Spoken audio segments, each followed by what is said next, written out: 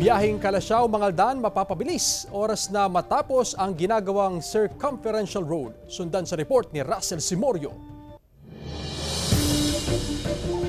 Sa Barangay Bud, Kalasyaw, Pangasinan, ang entry point ng ginagawang Circumferential Road na magdurugtong sa bayan ng Mangaldan at Dagupan City. Sementado na ang 1 kilometrong bahagi ng kalsada. Malawak ang bawat lane ng kalsada. Puspusan din ang paggawa ng drainage system. Pero may hadlang sa konstruksyon. Pagka umuulan, hindi kami makapagtrabaho. Saka ang problema pa namin sa right of way. Hindi pa man tapos ang Circumferential Road. Sinubukan na itong daanan ng mga siklista. Inabot lang daw ng 10 minuto ang biyahe mula Barangay Bud, Kalasyaw hanggang sa Barangay Anolid, Mangaldan. Kung motorsiklo o 4 wheels naman ang gagamitin, mas mabilis ang magiging biyahe. Hindi na kailangang umikot at maipit sa traffic para makarating sa destinasyon. Mababawasan ang biyahe ng